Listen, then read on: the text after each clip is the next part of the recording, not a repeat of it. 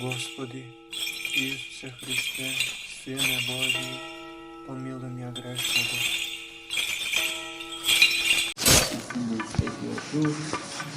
Возлюбени во Христа Бога, браќи и сестри, Христос се роди. Вистина се роди. Христос се роди. Вистина се роди. Христос се роди. Вистина се роди. Денешната беседа има долга, кратка. Кога помина опасноста,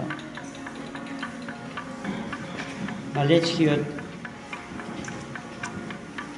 Богоотрок Христос да биде убиен во геноцидната постапка што царот Ирод ја превзеде во Јудеја, ангел Господен им заповеда на светото семејство кој што живееше во Египет, во Кајро до ден денешен се чува светоста на тоа место.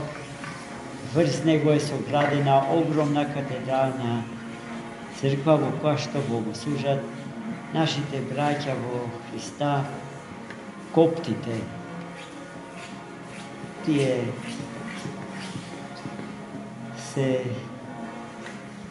не се целосно православни и припаѓаат на така наречената дохалкидонска група на христијани, кои што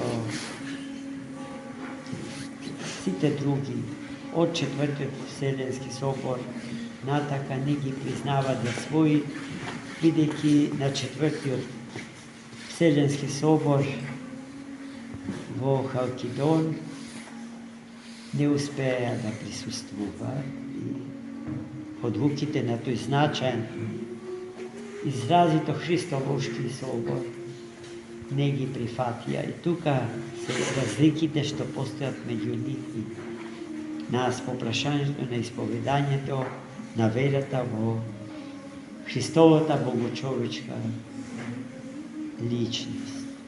Но како и да е, таа катедрала е величествена по срцето на Кајро, така наречениот Old City, стариот град.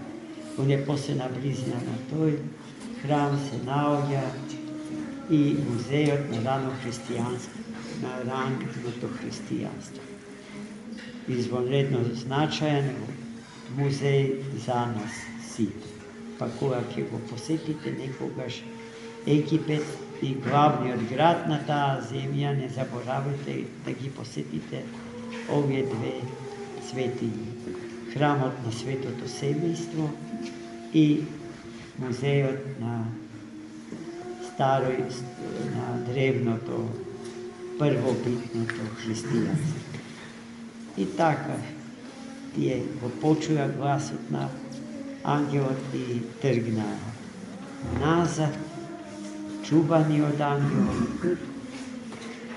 И кога стигнаа во Светата земја, чуат дека на местото од нивниот упокоен татко Ирод владее Архелај, синот негов, во кого што не можеа да имаат целосна доверба, и наместо во Вифлеем, тие се вратија во градот Назарет, со што се исполни едно од пророштвата во Стариот Завет, зашто го нарекуваат Христос Назаречанин, тебе сега знаат.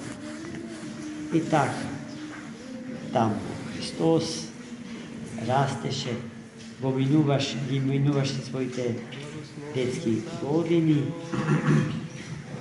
учен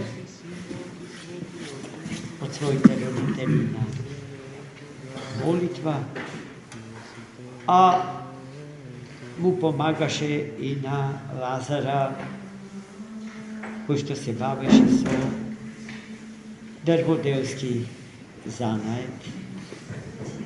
И во меѓувреме, кога како дете и се предаваше на играта, Христос играше на многу необичен начин, на начин на кој што ниедно друго дете родено по природен пат, имајќи биолошки родители, може тие игри да ги игра. Еднаш се спомнав тоа како тој од песокот правил кал, од калта птица, на птицата ќе вдахне од Дух Свети и таа полетувала. Така играло Богодете, Господарот на свет и на живот. И ние да ги учиме нашите деца во пост, во молитва, во покаяние, да му се уподобат на Богоотрочето. Ако е точно дека сите луѓе се потенцијални боголуѓе по благодат, а точно еден владика, знаејќи го тоа, на џаконот му заповедал да ги кади светителите и потенцијалните светители, ведници. Тогаш нашите отрочиња се потенцијални богоотрочи по благодат Божја, и ние во тој дух треба да ги растеме во сила, озгора облечени и во сите облечени во хитон истка од сите христијански добродетели. Амин.